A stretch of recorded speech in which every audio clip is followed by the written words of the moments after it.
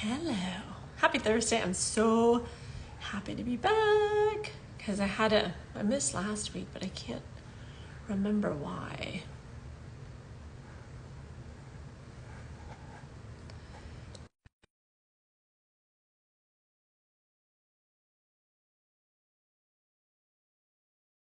And I have an amazing author for you guys. I've chatted with her before, and I love her, and you will love her because she is so proficient. Oops. Hello. I love that. Well, welcome to Let's Go Live. I'm Gigi Mara, and I have with me fantasy author and vampire novelist Linda Ling. Welcome, Linda. It's been a long while I was since trying to I've think.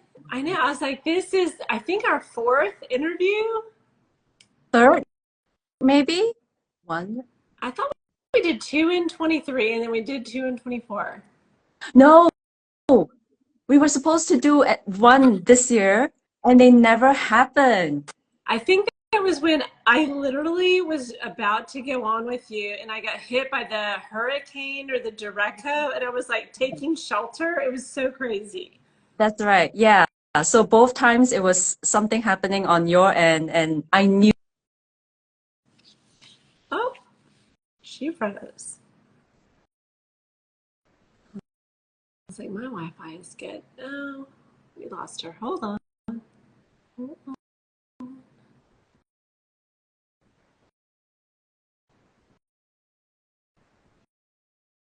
Hey, let me invite her. What? I don't know what happened. It was just like you froze, and then that's it.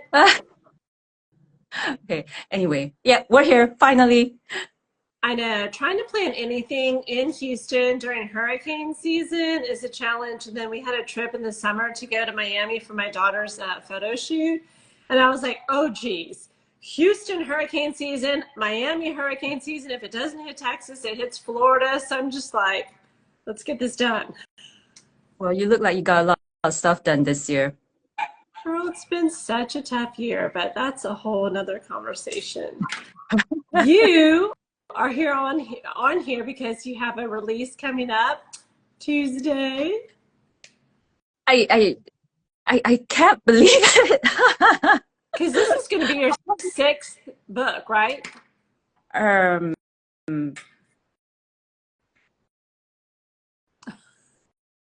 Y'all, she froze again. My girl. Let's see. Invite. Let's try this again.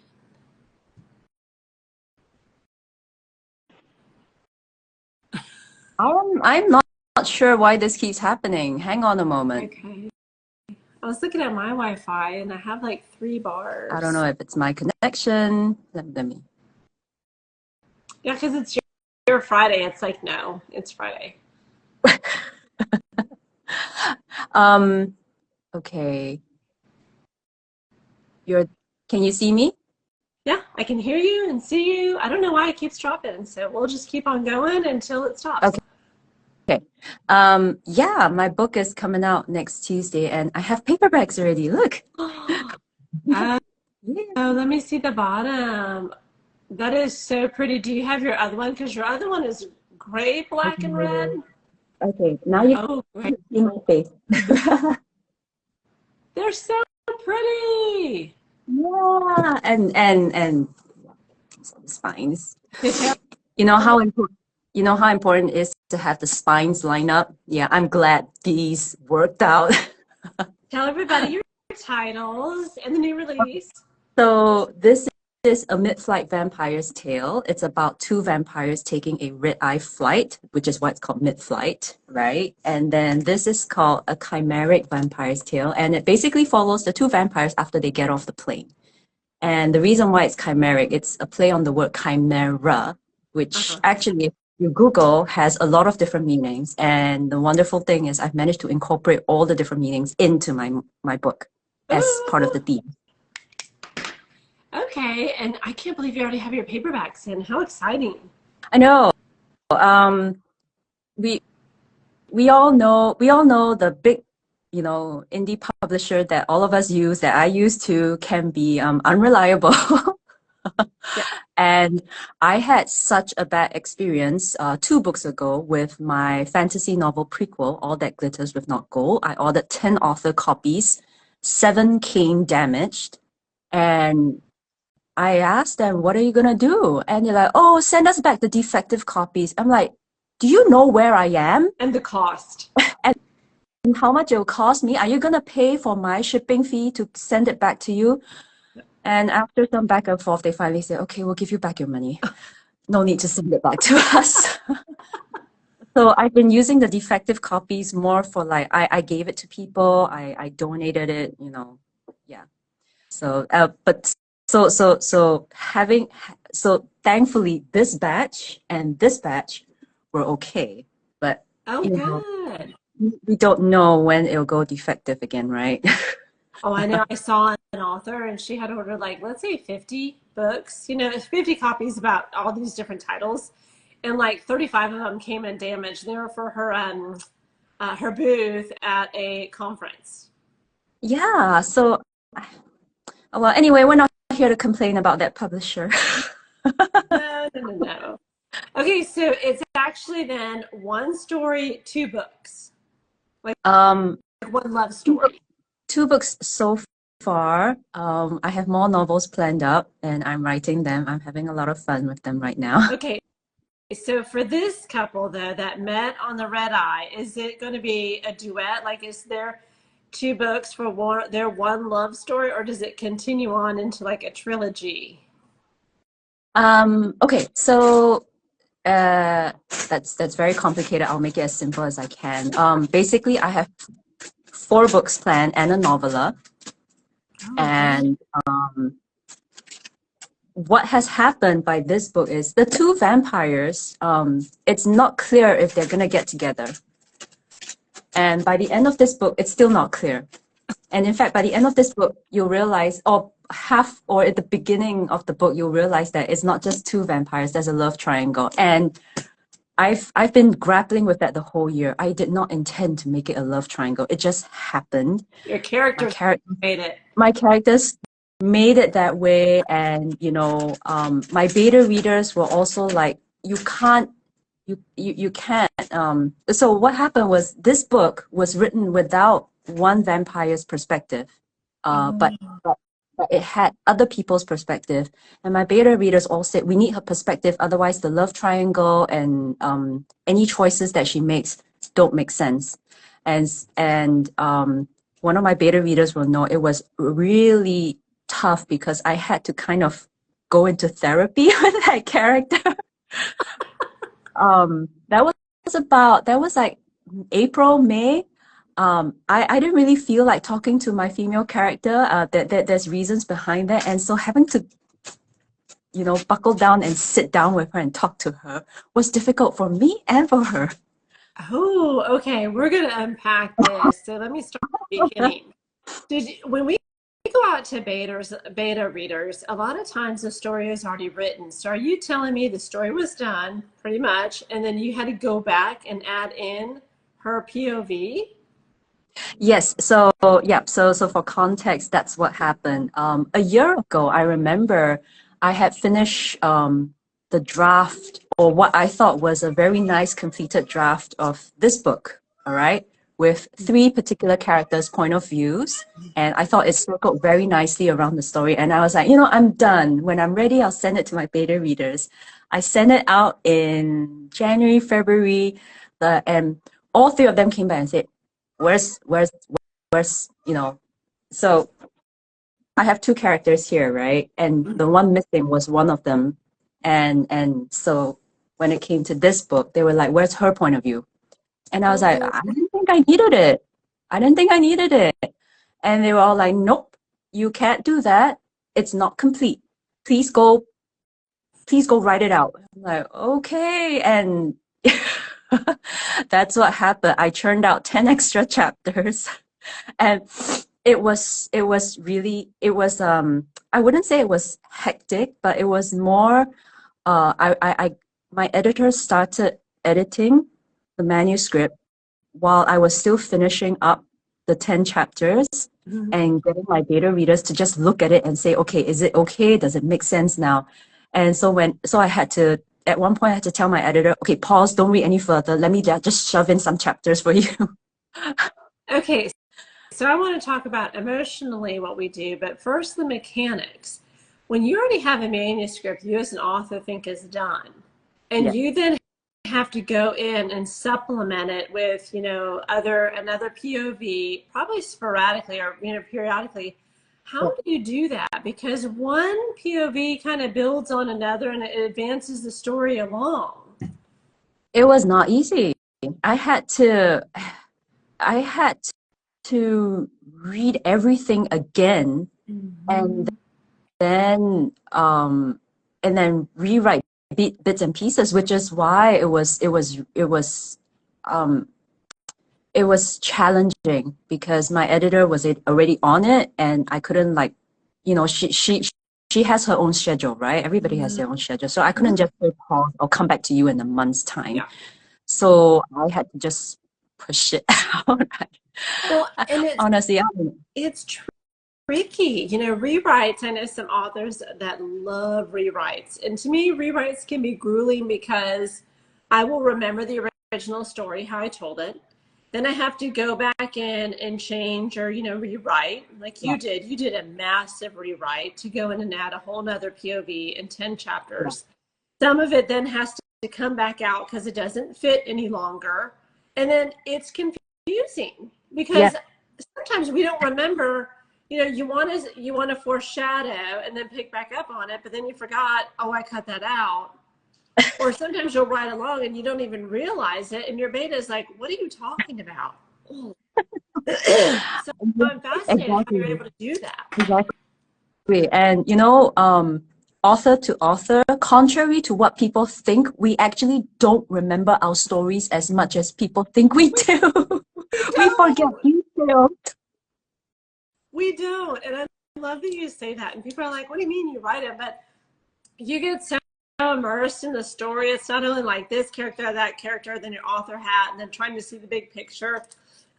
We forget. And then you assume, because you wrote it from the author level, that everything went in the book you intended to go into the book. And sometimes it doesn't. No, it doesn't. Yeah. I mean, I'm about to finish I'm about to finish the next manuscript, right? And I remember I was about 3/4 of the way through, and I struggled because, you know what?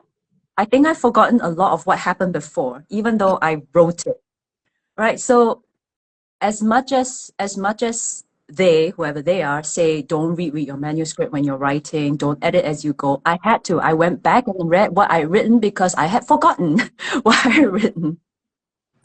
I understand completely, because when I wrote Isla, which is the 4th book of my Canyon series, the story is all 4 books.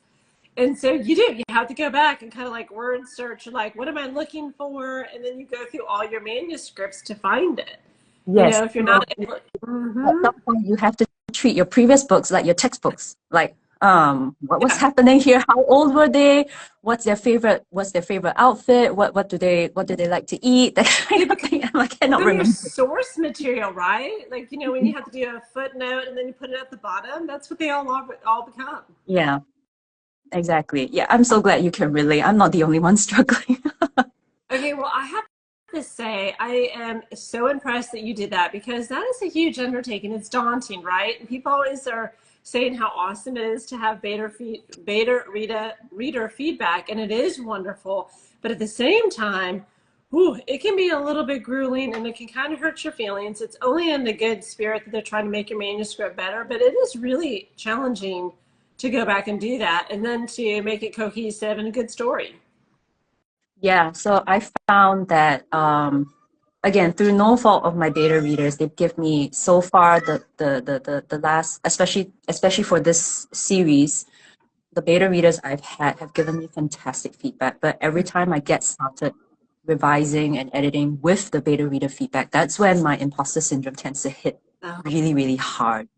And the funny thing is, it doesn't strike when I start, it kind of strikes maybe halfway, 2/3 of the way when I'm close to getting done, and I start self-doubting. Like, I doubt myself, I doubt the story, I even doubt the feedback that I put in, and then it doesn't help that by then there's some sense of, you're a little bit sick of the story too.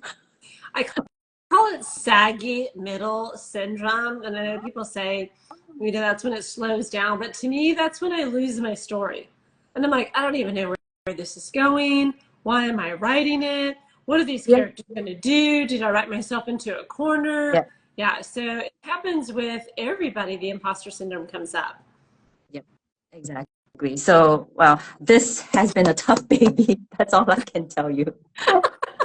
I know some And of our book babies are easy to birth and other ones are a struggle. So I want to dive into, you had said a moment ago that she was tough to get into emotionally. So what does that mean? For those that are listening or watching, what does that mean? okay. So this book has mainly one female character. Her name is Cheng. She's Chinese, and the background is that she was one of the earliest characters that came to my mind as a teenager, and I wrote a lot of teenage angst type of stories because of her, for her, right? So she there's a lot of me in her, but also there's a lot of me I wish were like her that is not me. And a while back, so actually the earliest beginnings of this story was done many years ago, and when I finished, it ended on a pretty tragic note, and I thought at that time, I gotten it out of my system and I was done with her. But when I revisited the series again, a couple years ago, I found myself having to kind of dive back a little bit in her head, and I didn't like it. I think it's because I had to dive back into my old self, and um, so for this manuscript, having to kind of really sink into her point of view was something that I was not so keen on, mostly because I didn't know what would be uncovered. And it wasn't as bad as I thought it would be, even though it felt like pulling teeth in the beginning for both of us. I find that um, fascinating though, because you are a doctor that helps people with mental health. Yeah, exactly. So this was really interesting for me. I remember texting my beta reader and telling her, she doesn't want to talk to me. I don't want to talk to her. I'm like staring at the page and the cursor's just blinking at me. And she's like, I'm zip. No. And the good thing is, we, meaning me and my character, my family, we happened to be going on holiday, and it was on holiday, change of scenery, change of environment, we both got to talking to each other, and then everything flowed after that. Okay, so I find that fascinating. And I know for people that don't write, they don't understand that. So I don't know if you put on your doctor hat or your author hat to explain what is that? What? I have a series of posts. I have a series of posts to reflect how that journey went after that. It's called Therapy with Ching. And yes, I put on multiple hats. At some point, I didn't know which hat I had on. and it was very Inception-esque, because I was an author pretending to be a therapist talking to my pretend character. And then at some points, the author had swapped for the therapist hat, and then I'm looking from outside. So it was, yeah, very, very Inception-esque. Well, it's fascinating because you can probably pretty clearly, when you're working with your patients, see, the forest through the trees, or you have insight and you can kind of cut through that stuff. But when you turn that looking glass onto yourself, it's so much harder. And then now to complicate it with a character. Yeah. So I do recommend people do this, but I don't know if I think it's also because of my experience that I could see what was happening, and it kind of made things clearer. So even though I recommend people try this out for some of their characters, especially for someone who is not really talking, who's being very difficult, I don't necessarily know if the outcome will be similar to what I got, because I felt at the end of it, it was very fruitful. Mm-hmm. Hang on. Well, and I think My cat's calling, asking for something. What do you want?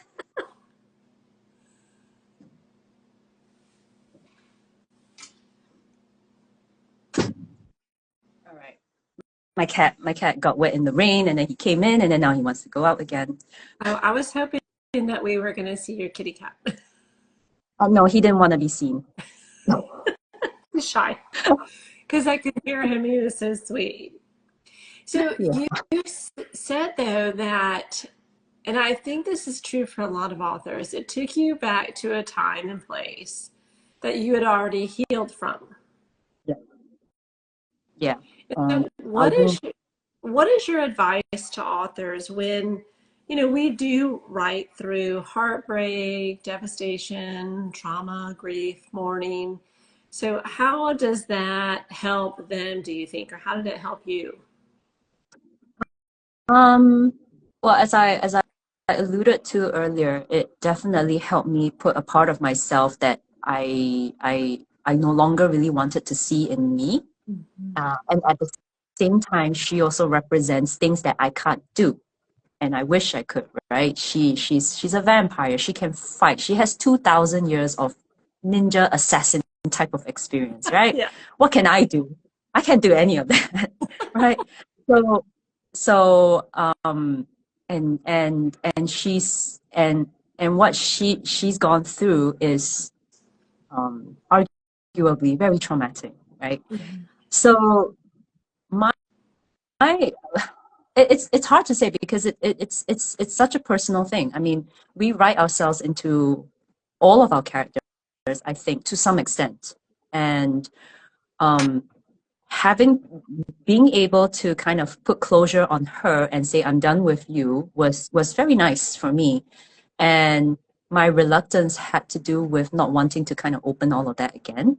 Mhm. Um, but I think because it's been such a long time since I really went into her headspace, I, as a person, I'm different from who I was, let's say, 10 years ago, too.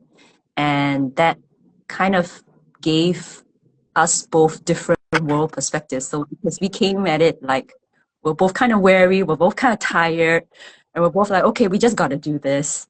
And then we have spurts of feeling angry and feminine rage and all that. And then it actually felt nice. Well, I think too, there's a beauty in going back to your tragedy because hopefully you see how much you've grown. And like you said, I'm a totally different person now. So when you go back, even though it may represent like a dark time, you can easily step out of it because, the kids, you have to meet Caroline or the husband calls. And so it snaps you back out of that darkness. But Yeah. there's beauty in that tragedy where you can see how much you've grown as a person and you can be proud of both her and you and the journey you've been on. Exactly. And you know what? Now that you're saying it, I never thought of it that way because we have both grown as people. And uh I was doing that. I was doing that as for the current whip, where where okay, so her perspective is in my next couple of whips. For people who are wondering, don't have to worry, she's there. I haven't She's taken there. her away. Didn't kill her off. Um, no, I didn't.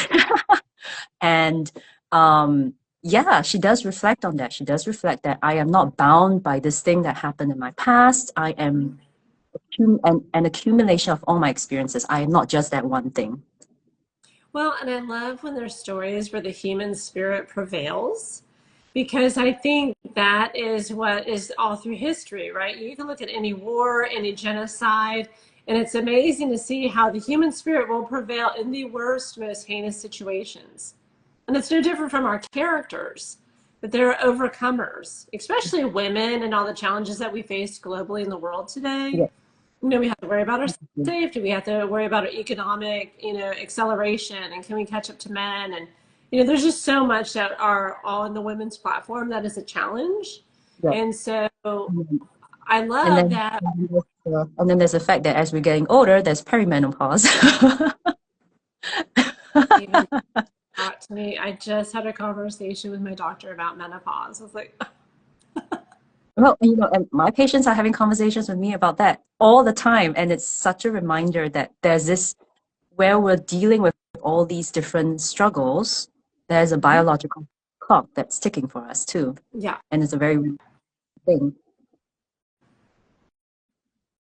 Did, okay, I thought you froze. Oh, no.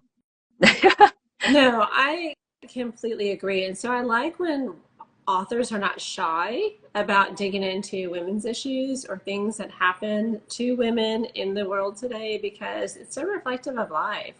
And there's more victims of, violent crimes and stuff than we give credit to. So they're like silent warriors.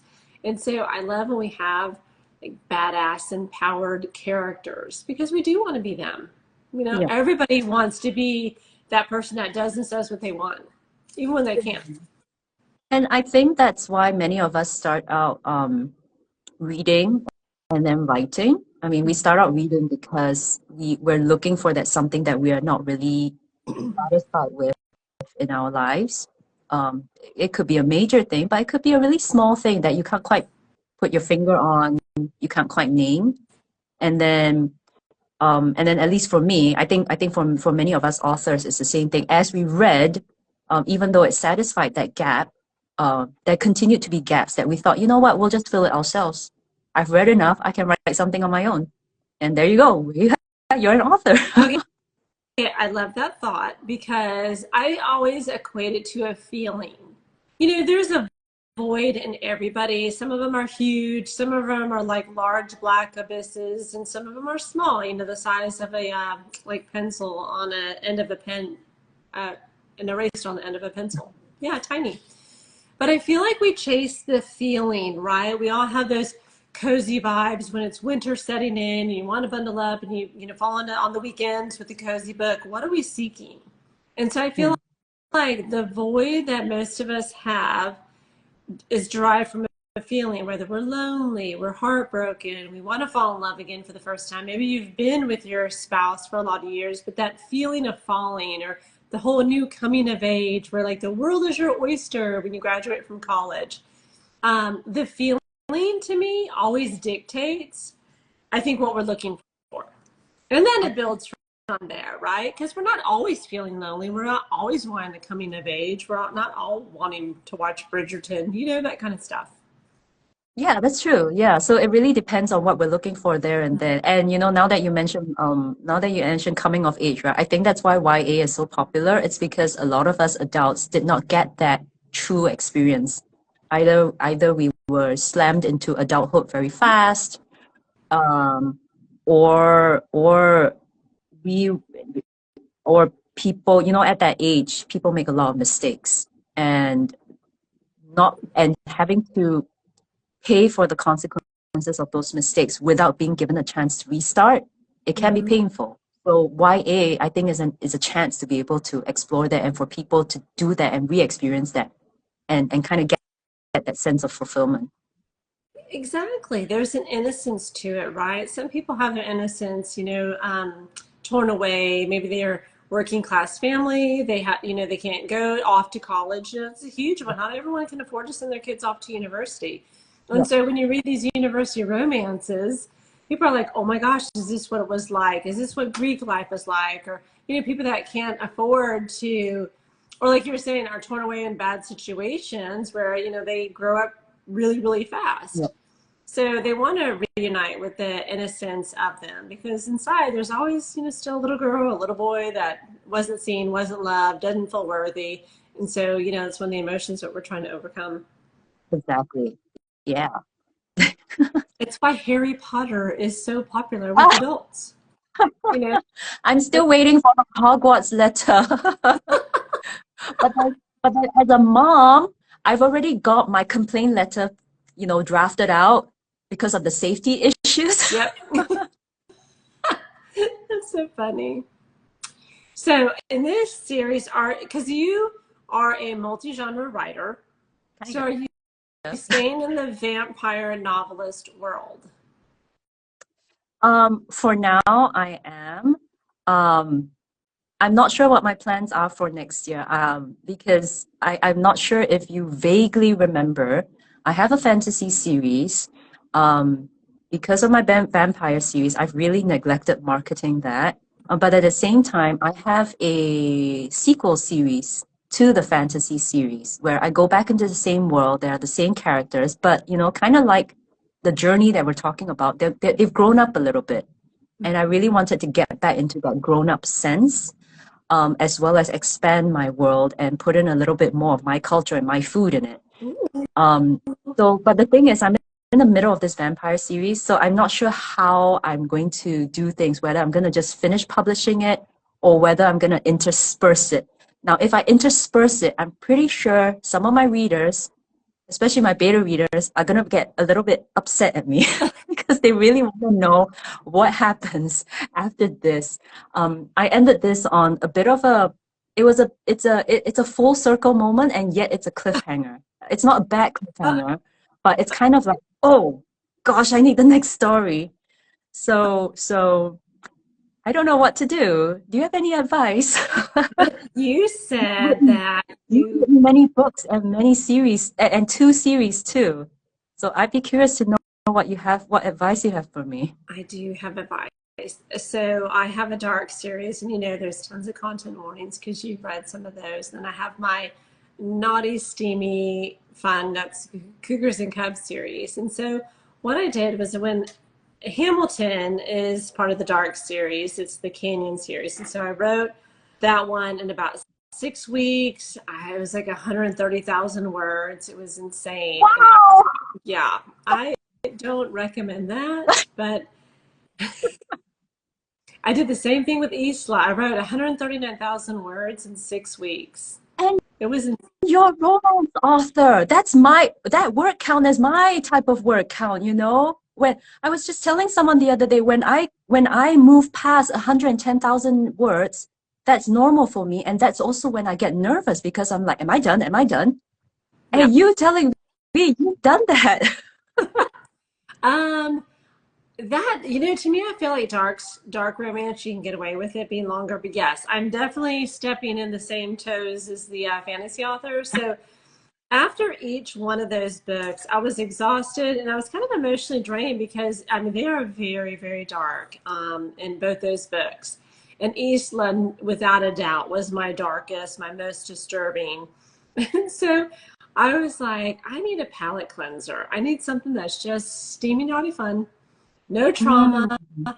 no content or trigger warnings. Because if you look at the Canyon series, and I have them on my website, it's just line after line, every trigger warning you can imagine.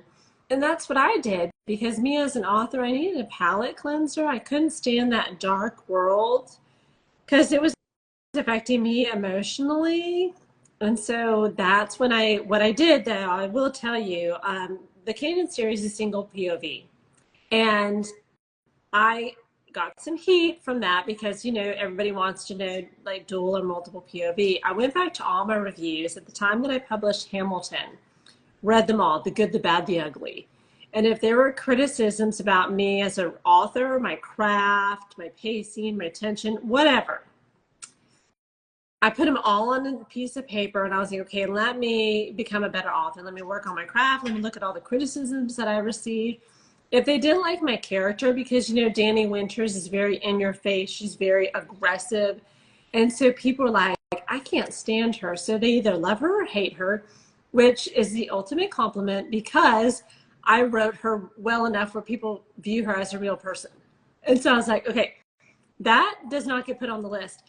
But when I put it on the list, I said, okay, I need to write a dual POV. I need to write, shorter. And so I came up with all these based on the reviews and the criticisms I received, restructured. I created my own beat sheet, made sure I was following it. So I feel like if you're in the vampire world and those characters are continuing to talk to you, then that's where you reside. I thought I was going to write Isla right after Hamilton. Hamilton was finished up the end of July. It came out September 1st.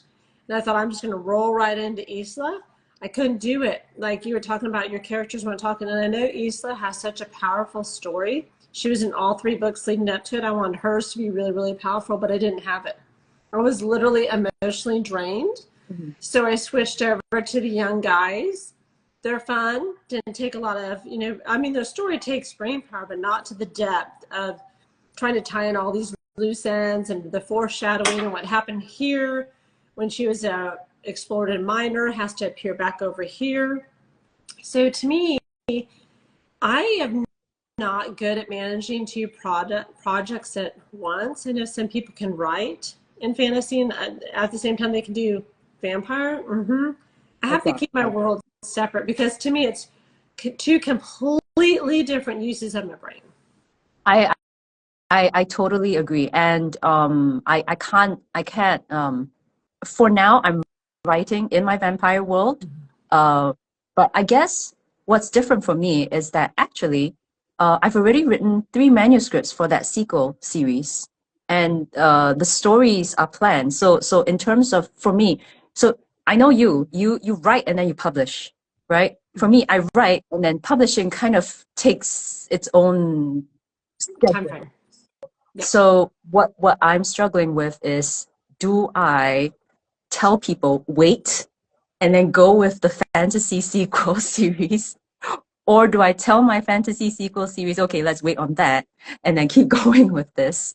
So yeah, I'm not really sure. You can also, from a business perspective, be like, what would make my readers the most happy, and prioritize their interest over, your own convenience. And so I think in hindsight, I don't know if I would do that again. So for 2025, I know I have 2 series. I have another dark and I have another, steamy insta-fun series.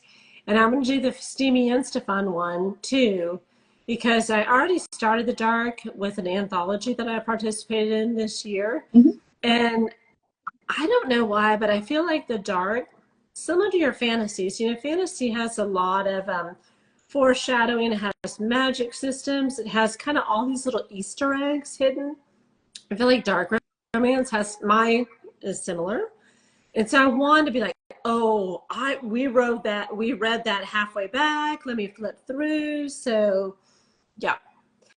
But maybe you prioritize what your readers from a business perspective and marketing, hit them while it's hot. Good point. Yeah, I'll just ask them. Yeah.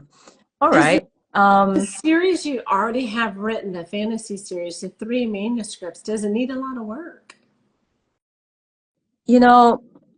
I thought this one didn't. So who knows? So you're like, I'm not a judge of character anymore. I have no idea if they do.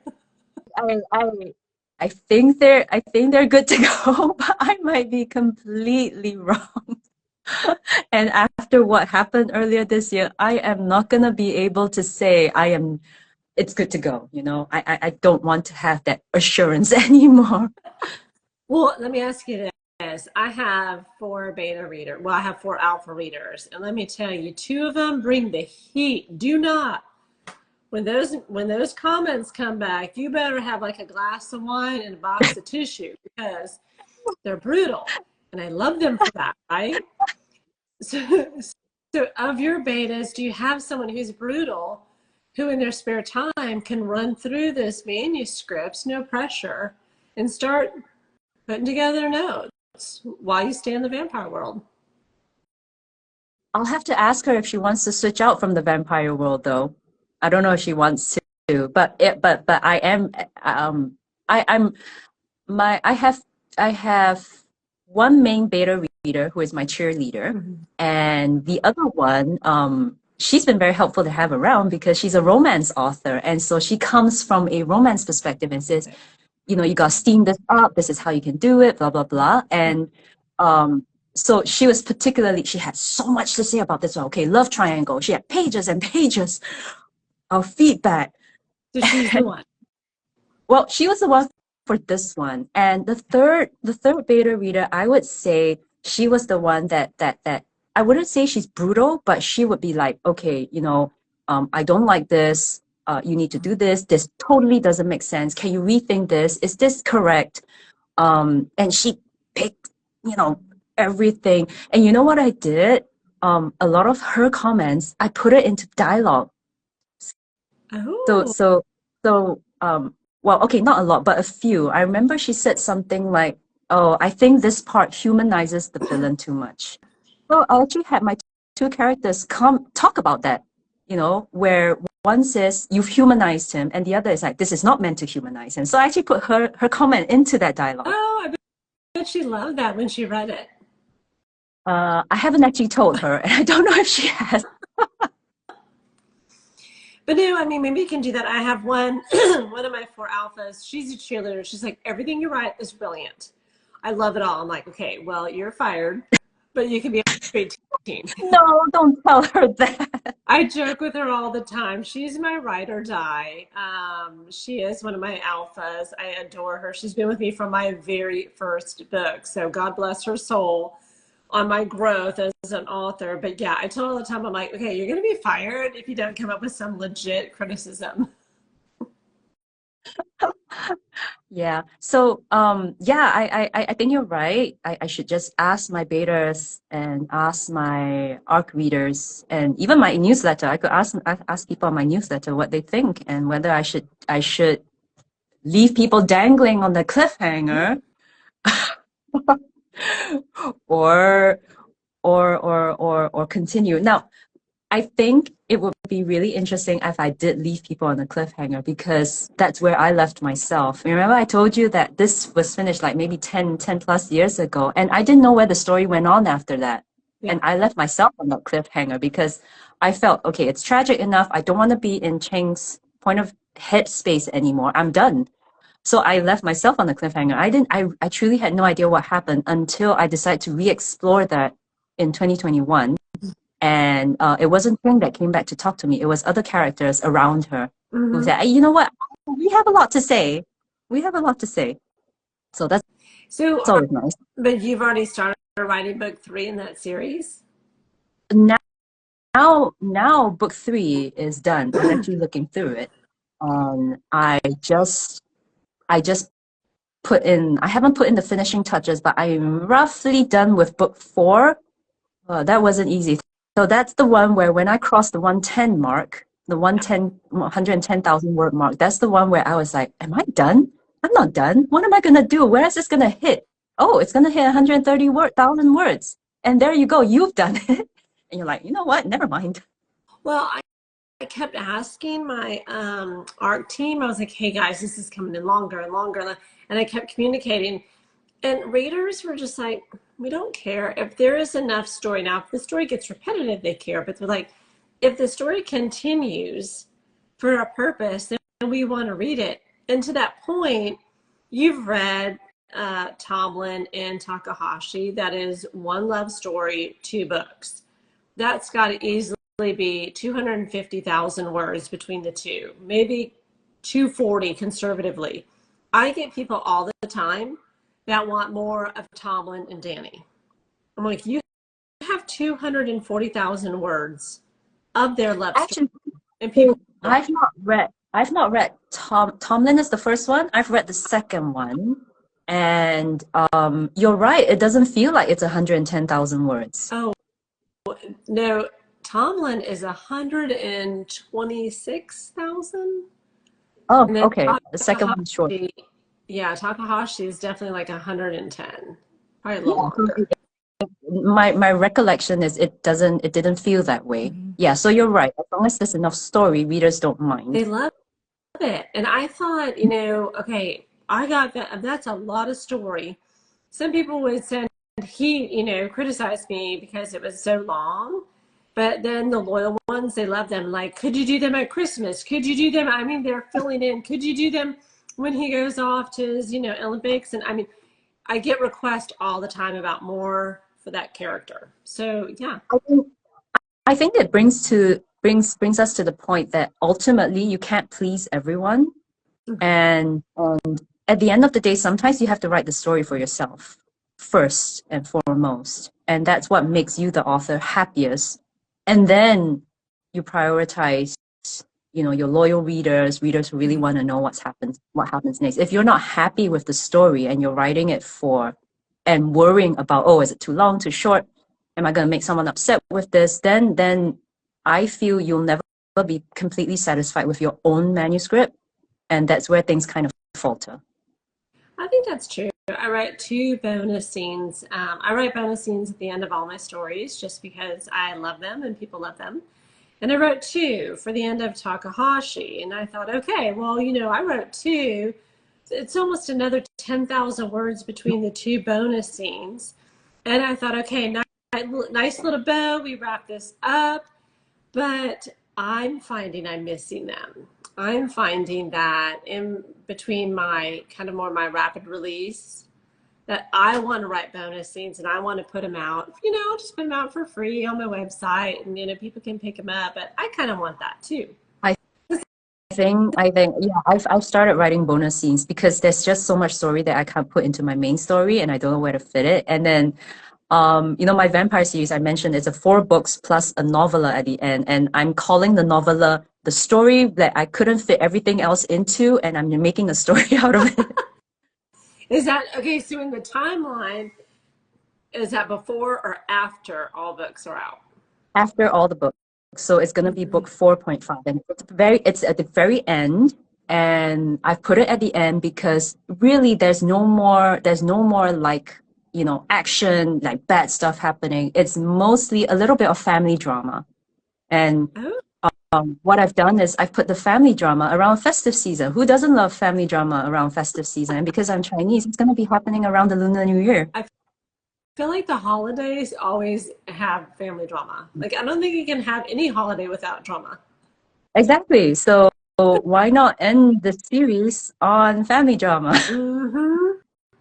So those are done. How long did it take you to write 3 and 4? That's hard to say because I started writing 3 or the parts of 3 in 2021. And I mean, I don't know if you have the same experience, but for me, what I found is I churn out an initial draft and then I kind of leave it alone and then I go back to it because I'm not happy and then I make major revisions to come up with something that I'm happy with. And so this draft that I have is kind of like draft, I don't know, 3 of what I'm happy with. And you know, the story has kind of changed a little bit depending on reader feedback because let me tell you, when I published this book, there are 2 characters, right? Cheng, my main character, and then my male character, his name is Henry. I didn't realize people would like him so much. And that's beautiful, though. I feel like that's a beautiful gift because we don't know how they're going to be received, but when someone's like, I love them. Yeah, and they wanted more of him. And while there is more of him in this book, they wanted more of him with my female character. But you see, I had another male character here. So what was I gonna do? And that's how that love triangle ended up happening. Okay, I love a good love triangle. We all do. Well, it depends. This is such a contentious issue, right? Love triangles need to be well done. But you know, I actually posted this on Threads recently. I wondered why people like love triangles because when I wrote this love triangle and now that I've finished the early drafts of my book 3 and book 4, my love triangle has been resolved, and I feel sad because no matter what, I feel that in a love triangle, someone always gets hurt, or something bad happens to that point, that last bit, right? And so I actually posted on Threads, why do we do this to ourselves? And someone replied and said it's because you allow the reader to go through that experience. And no matter how you resolve it, if it's well done, it ends up being beautiful, no matter how crushing it is. And I like that. I really like that. I know, that's what she said. It's resolved. No. The triangles are the worst, but yours happens organically, so it's easy to love. That's so sweet. Oh, there's one of my beta readers. Yay. It's the whole Team Edward, Team Jacob debate from Twilight. That's like the ultimate. Yeah. No, like to think, I like to think I did it better. Oh, I'm not comparing, but I feel like that's like one of the most famous love triangles out there. And everybody has very strong opinions about who she should have been with. It is. So what I'm gonna do is after my ARC readers are kind of done with reading this, and sometime after my release. So a while back I did a poll of my ARC readers for the first book, and I said, "Who are you team? Which team are you on?" You know, and everyone is universally Team Henry, which Oh. again is so surprising to me. Mm-hmm. But I probably will do a poll after people read this one, and then Uh-huh. see what see where they are. Oh, yeah, because readers love to be able to contribute to the storyline. Yeah. They do. And I can tell you the way things have evolved. I mean, I know I said earlier, write the story for yourself, but at the same time, this has been one of those instances where writing because I know readers wanted something and I didn't see it myself has been beautiful. Okay, so I have a brain trust. And so I have to admit that they'll come up with, I'm like, what should we do next?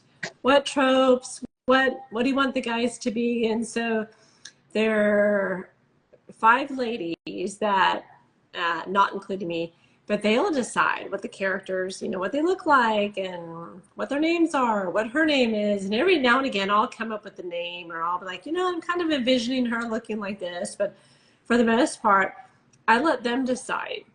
And it's kind of fun. What I'd really like to do, I would like to have, and I don't even know how you would do this to the platform, but I would love to have ARC readers do a poll and I write a chapter, a poll, right? So a poll, and then y'all tell me what you want next, and then I incorporate it. Do you remember when you were a kid, you'd play that telephone game and you'd add on to the story, and by the time you started the front of the classroom, by the time it got to the end, that story was wild and crazy and had nothing, you know what I mean?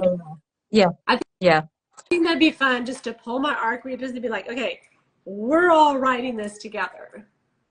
Yeah. So here's like chapter 1, what are they doing? Who are they? And then I just write it, come back to them. Here's chapter 2. I don't know. I think that'd just be fun. Whoa. I know. I think I get a lot. But I think my readers would give me a lot of differing opinions. if Some you do would it want, like in a poll structure, yeah, some would want the minor characters that I'm not willing to go back to myself. Yeah. And my beta reader who is here, she's a fellow author. She and I have been bouncing this idea of putting one of my characters in my world with one of her characters in her world, and just having yes, them just have right. I love those. We need to do that. We need to do that. I always find that fascinating. I love the idea of co-authoring with someone. I have no idea how that would work. I'm fascinated by people like, oh my gosh, we co-author so well together and our styles merge and you can't even tell if it's you or me or her or him. And I'm just like, wow, that is so cool. But I have no idea how that'd be. So I think the crossover characters is kind of like a collab, kind of like co-authoring. I think we need to do that. Yeah, she's giving a lot of hearts right now. I know, but can you imagine? I always think it'd be fun to co-author, but I don't know who I would do that with. Yeah, because I mean the crossover. Yeah, she said crossover. Yeah, Mm-hmm. we should. I can imagine that sometimes it might not work out because maybe the styles don't mesh as well as you think it would, and Oh, maybe the characters don't get along as well as you think they would. I think the writing styles would stand out. Roy and Malik, 100%. So she's already voted who she wants.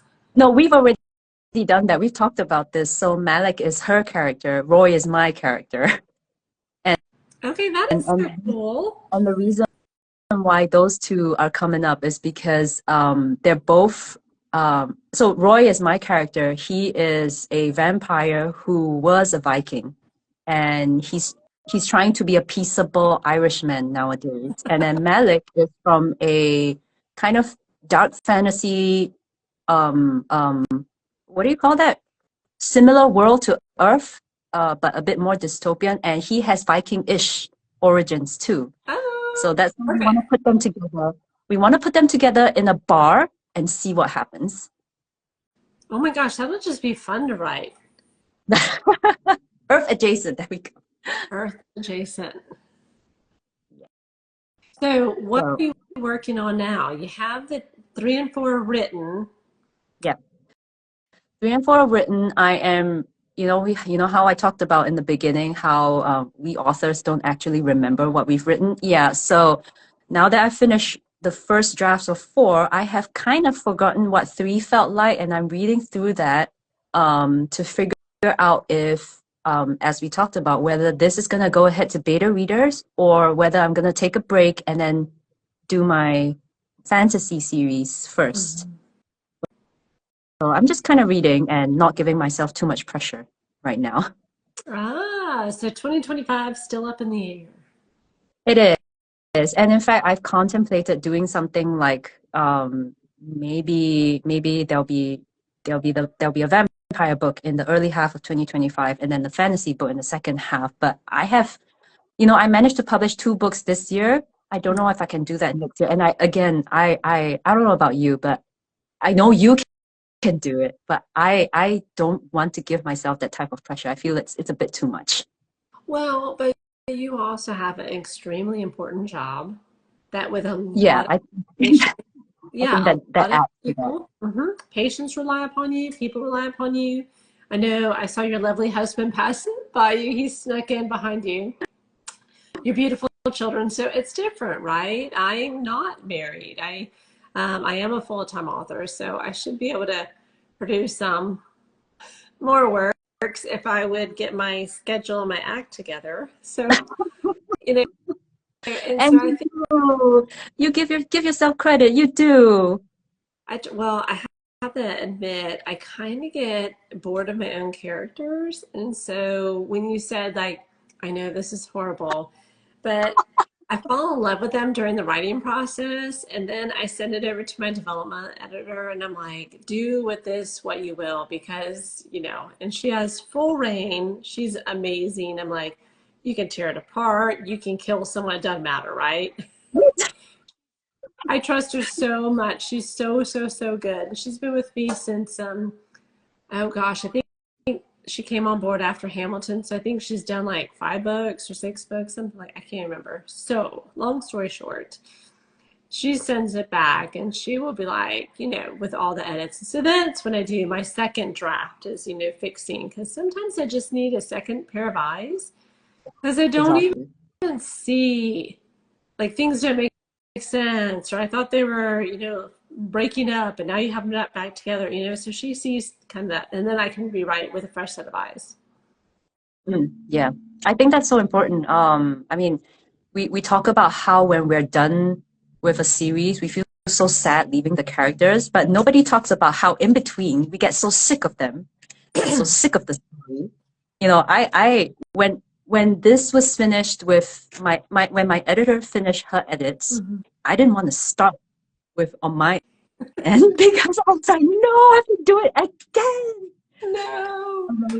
And then when I was done with the edits and I sent it to the proofreader, I was like, oh, thank goodness. And then, my proofreader was done so fast. And then Wait I a was minute. like, You gonna no, again. I'm so sick of this. I don't want to do this. So, yes, this book baby was very difficult. my very first developmental editor and I love her, but she is way beyond me now. She's booking into 2026. She's so good, so sought after. I would love to work with her again, but I just can't get my act together and my schedule together to even book on her calendar, And she has, when I say a little bit of flexibility, I mean a little, because people just. Anyway, long story short, she did tell me, she said, when she helped me with my very first book, and she said, and I said, how do I know? You can edit and over edit. I said, how do I know when it's done? She goes, when you absolutely hate your book. She goes, when you can't stand to read it one more time. She goes, then you publish it. I was like, Yeah, that is the worst yeah, I think ever. I'm here. I think I'm here. Yeah. Like, It, no way. I'm not. she's been a And development editor for geez, like 15 years. And so I said, that's the worst advice ever. It is the truest advice I've ever gotten. you know, and the worst thing is you'll be writing the next